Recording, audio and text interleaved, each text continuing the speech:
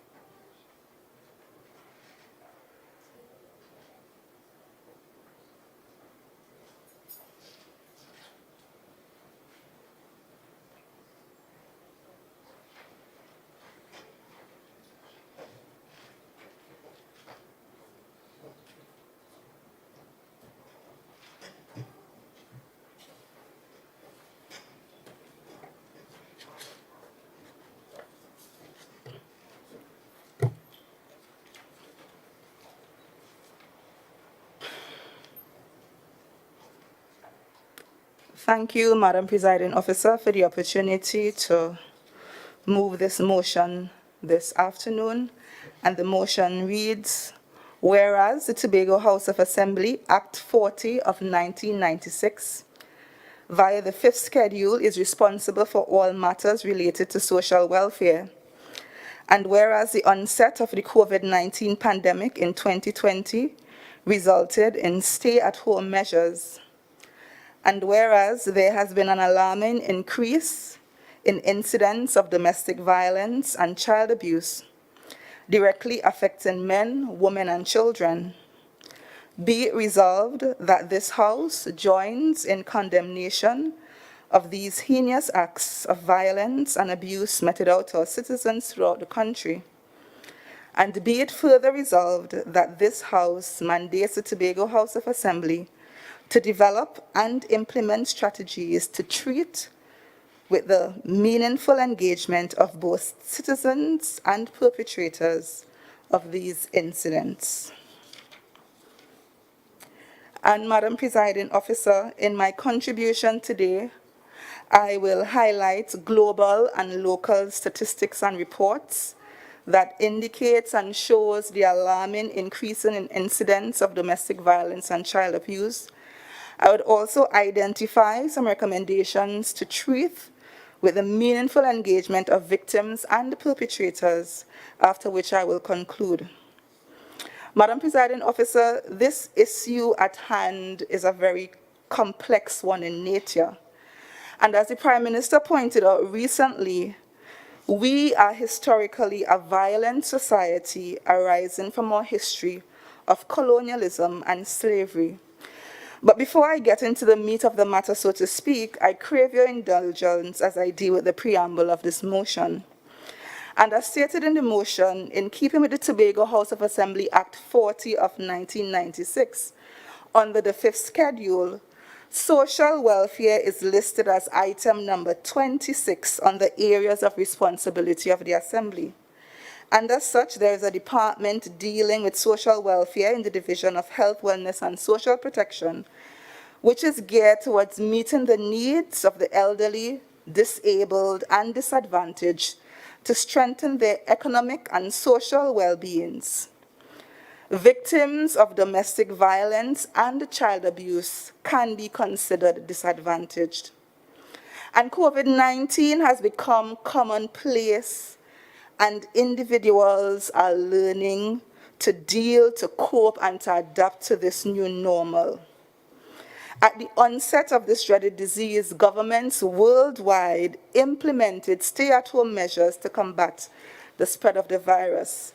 And similarly, in Trinidad and Tobago, our government implemented the Public Health Ordinance, Chapter 12, Number 4, which indicates that all non-essential workers shall remain at home until such time as indicated.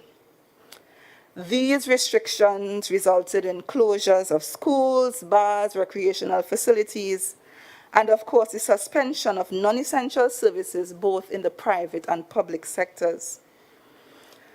These stay-at-home measures also resulted in individuals being locked down with their abusers, creating dangerous conditions for violence against women, men, and children, often with tragic consequences. There may have been a school of thought that the pandemic and the stay-at-home measures would bring partners and families closer together. However, global indicators tell a different story. And the UN Women Report, measuring the shadow pandemic, violence against women during COVID-19, confirms the severity of the problem and has revealed gender-based violence has increased significantly as a result of COVID-19, and domestic violence has increased globally in 2020 and 2021, leading to the United Nations to label this as a shadow pandemic. And this report, Madam Presiding Officer, brings together data collected in 13 countries across all regions. And it reveals the following.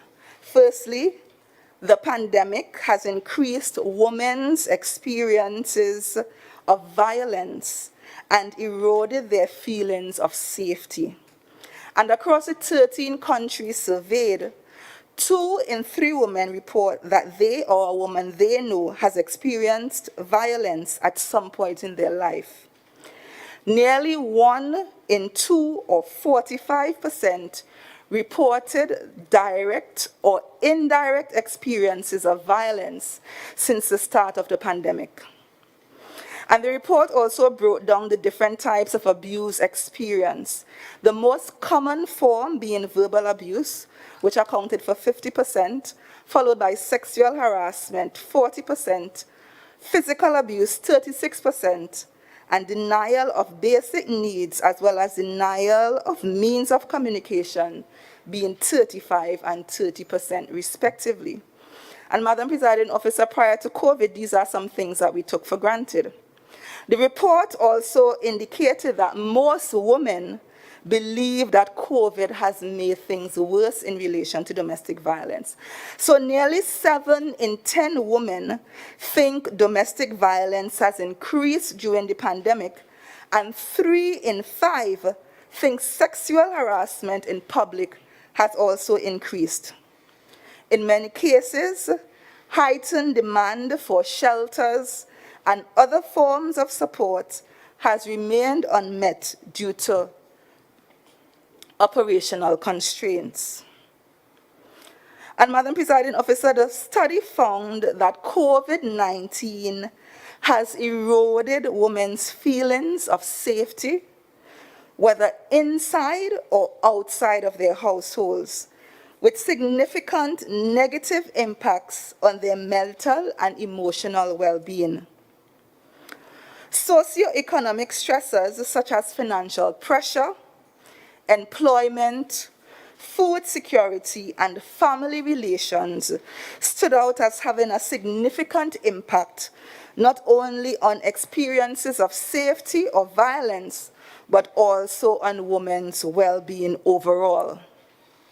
In other words, Madam Presiding Officer, violence against women has had a significant impact on women's mental health during the pandemic, and socioeconomic factors play a major role in women's experiences of violence.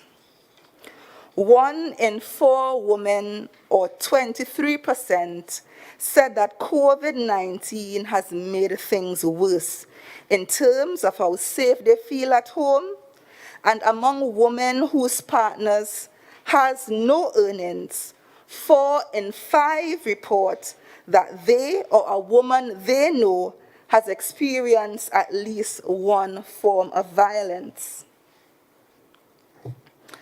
And finally, Madam Presiding Officer, the report also indicated that age is no barrier when it comes to violence against women. And the findings revealed that age doesn't offer much protection. Women over 60 experience violence at similar rates to younger women, with over half reporting that they or a woman they know has experienced some form of violence. And we are seeing a similar situation here at home in Trinidad and Tobago.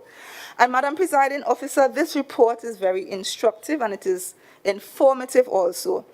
And I would encourage members to take a read. So I would have outlined the global statistics, and now I want to share a local view on this matter. And Madam Presiding Officer, in an article entitled "A Perspective of Intimate Partner Violence Since COVID-19," and intimate partner violence is sometimes referred to as domestic violence, since a large number of these acts are committed by perpetrators occur in the homes or in the households. And this article was written by Ravid Khan and Saria David from the Department of Paraclinical Services, University of the West Indies, St. Augustine, Trinidad and Tobago. And they have stated, and I quote, "The advent of the COVID-19 pandemic saw the introduction of many unprecedented actions occurring within our communities and by extension our country. Whilst many of us may have heard the term pandemic before, few would have had the knowledge or experience of the measures that were taken to contain coronavirus in our country.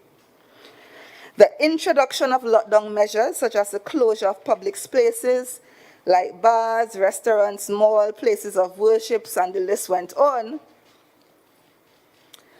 as well as stay-at-home orders like working from home for non-essential persons and the closure of all schools were just a few of the measures that were put in place to curb the spread of the COVID-19.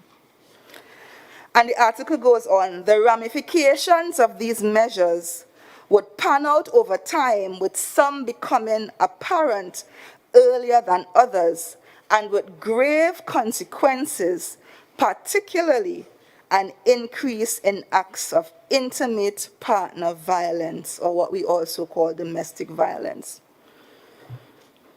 And the article quotes, locally in Trinidad and Tobago, prevalence rates as high as 41% have been reported, with alcohol and drug abuse being cited as the leading cause. And according to the August 2020 report from the Trinidad and Tobago Central Registry of Domestic Violence, in 2019, there were 232 reports of domestic violence. Compared to 2020, there were 556 cases of domestic violence that were reported, and we are seeing a significant increase, more than double the amount. And during the period of January to March 2021, there were 826 reported cases of domestic violence. And Madam Presiding Officer, based on these findings, it would appear that COVID-19 created a conducive environment for domestic violence surge, with the background of an existing high prevalence rate, compounded by confinement and possible increased consumption of alcohol and drugs at home. And of course, the article went on to indicate some societal factors that may have accounted for the increase in violence. And Madam Presiding Officer, while preparing for this presentation, it was quite interesting to see the number of commentators, researchers, and professionals globally as well as locally agreeing that stay-at-home measures which fight against the COVID-19 pandemic has resulted in alarming increase in domestic violence. And as we see this demonstrated, there's another article that was captioned, "Stay-at-Home Orders accompanied by a rise in domestic violence in Trinidad and Tobago. And the comments of this article is attributed to the former Commissioner of Police, Gary Griffith, who was speaking at the launch of the Trinidad and Tobago Police Services Gender-Based Violence Unit on January 21, 2020. And the article reads, in a press conference on April 9, 2020, the country's Commissioner of Police, Captain Gary Griffith, shared data confirming that such crimes have been on the rise, and he's speaking to domestic violence crimes.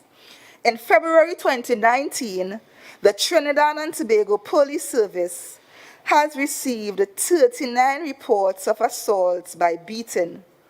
In February 2020, the figure had climbed to 73. Similarly, in March 2019, reports on domestic violence numbered 42, while in March 2020, there were 96 reports. And Gary, in the report, stated a rise in domestic violence cases from 232 in 2019 to 558 in 2020. And from the reports, we obviously see an alarming trend of the increase in domestic violence. And Madam Presiding Officer, although we were not able to obtain data specific to Tobago in relation to domestic violence crimes, the minority held several meetings and discussions with NGOs and individuals who assist domestic violence victims. And they also noted the overwhelming increase in persons seeking support and seeking help from their organizations as a result of domestic violence. And not only have we observed an increase in domestic violence, there has also been reports of a stark surge in crimes against children and adolescents. And various theories explain the social isolation measures taken by governments worldwide, the impacts on jobs, the economic instability, high levels of tensions, and fear of the virus as well as other factors which have accounted for the increased levels of stress in families and therefore greater risk of violence.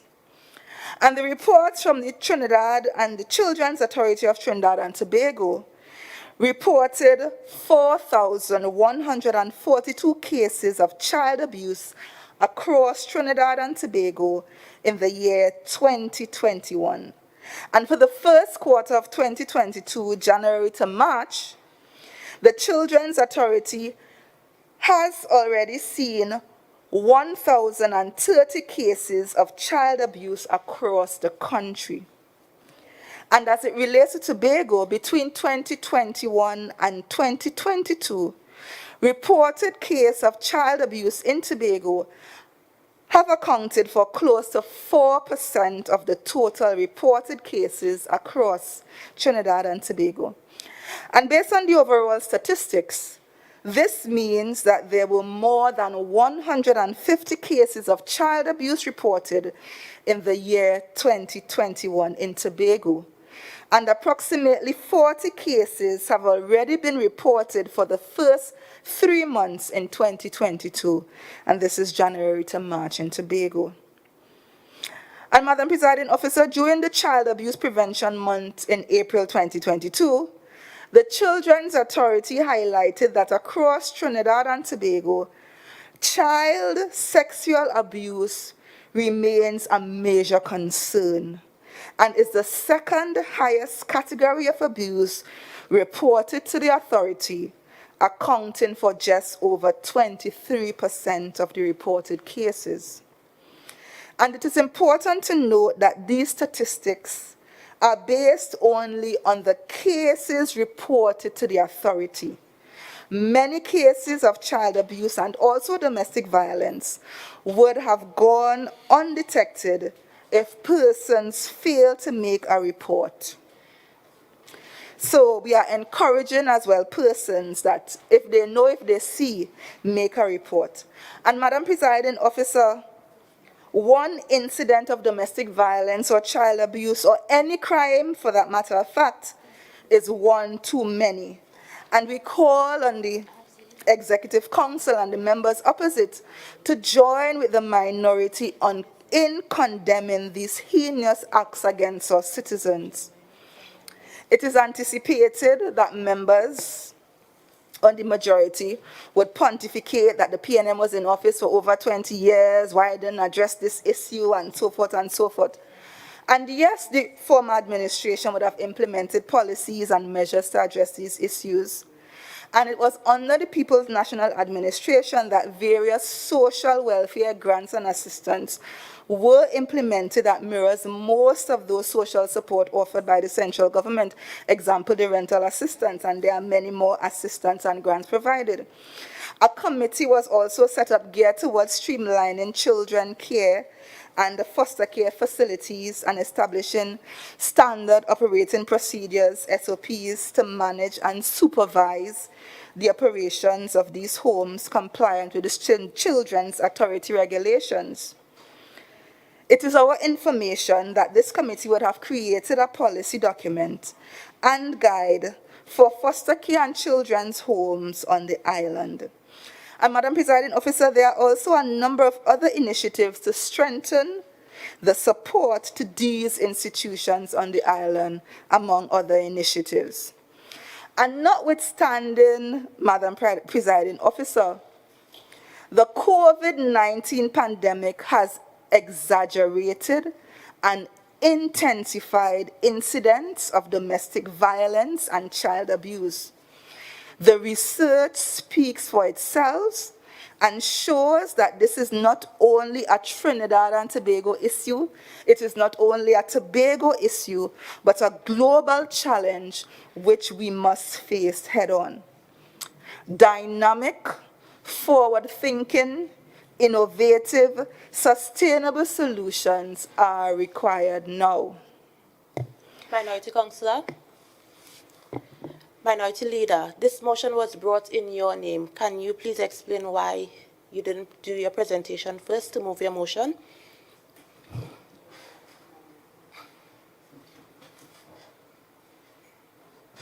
This was in terms of it was to be in the name of the minority councillor. However, it was written under the hand of the office of the minority leader. Clerk. Thank you, Madam Presiding Officer. Minority Councillor, please hold. Clerk.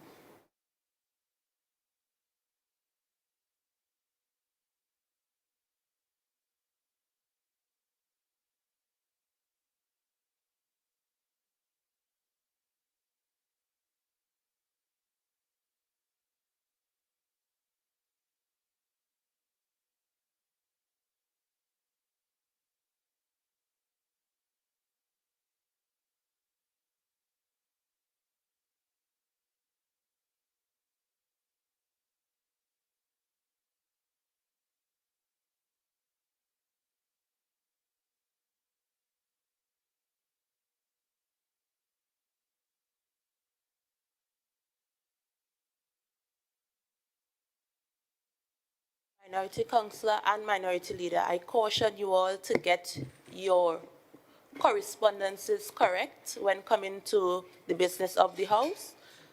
The motion is in the Minority Councillor's name. Yes?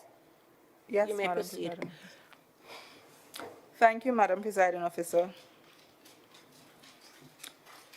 And I was indicating, Madam Presiding Officer, that dynamic, forward-thinking, innovative, sustainable solutions are required immediately, right now, to address these issues.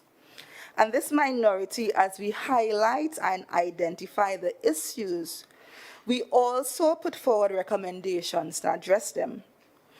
I am pleased to indicate that most of the recommendations today came from our consultations with organizations and individuals who support these victims. And the first recommendation I wish to place on the table for consideration is a review of existing policies to ensure that they are applicable and address the issues currently facing our island in relation to domestic violence and child abuse. COVID presented new realities and highlighted existing ones, and therefore existing policies may require adjustment. Additionally, it may also require implementing new and innovative policies for the medium term as well as the long term.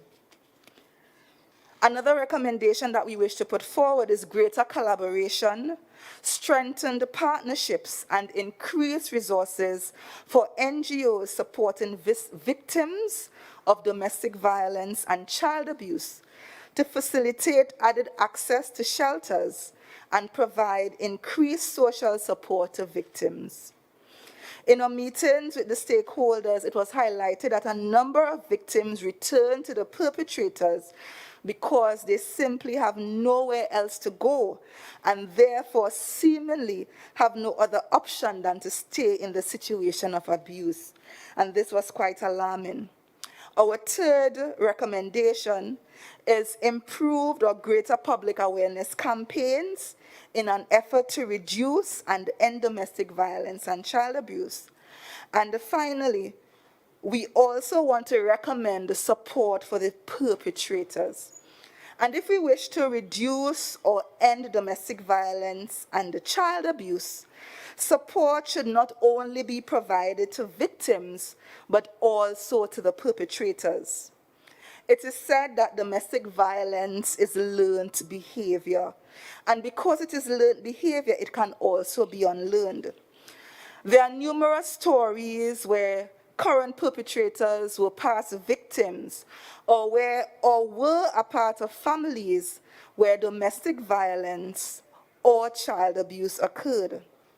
And then we also have some of our traditional beliefs of spare the rod and spoil the child, or if the man does not beat the woman, he does not love her, as illustrated by a calypso from one of our famous calypsonians. And these are just a few examples of learned behaviors, and therefore the minority advocates for intervention and support for the perpetrators that provides appropriate measures to hold them accountable for their abusive behaviors and choices, that addresses the root causes and belief systems which contribute to the violent behaviors, as well as challenges them to recognize and adjust their abusive behaviors and attitudes with the goal of preventing violence in their current and the future relationships. Madam Presiding Officer, the minority believes that this is a multi-pronged approach. A multi-pronged approach, should be used where the Tobago House of Assembly facilitates the partnership of all sectors, government or the public sector, business sector, as well as civil society, such as NGOs, and includes support for both victims and perpetrators that is of a preventative as well as protective in nature. And in conclusion, Madam Presiding Officer, this minority is willing to work with the Executive Council to address these and other issues and seek the support of those opposite for this motion. And I will reread the motion.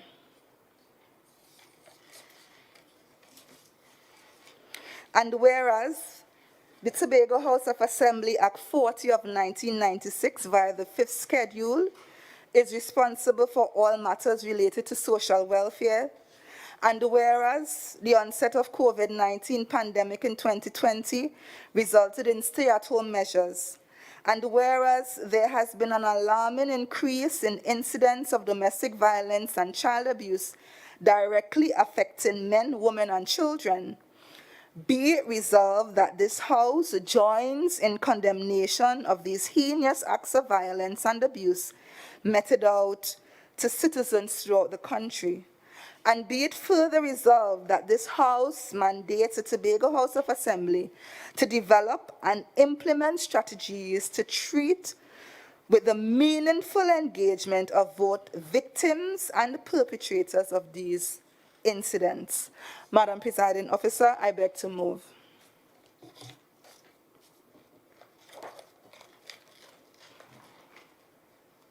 Madam Presiding Officer, I beg to move to second this motion. Members, the question proposed is, whereas the Tobago House of Assembly Act 40 of 1996 via the 5th schedule is responsible for all matters related to social welfare, and whereas the onset of the COVID-19 pandemic in 2020 resulted in stay-at-home measures, and whereas there has been an alarming increase in incidents of domestic violence and child abuse directly affecting men and women and children, be it resolved that this House joins in condemnation of these heinous acts of violence and abuse meted out to citizens throughout the country, and be it further resolved that this House mandates the Tobago House of Assembly to develop and implement strategies to treat with the meaningful engagement of both victims and perpetrators of these incidents. Assemblyman Sonny Craig, you may now join the debate.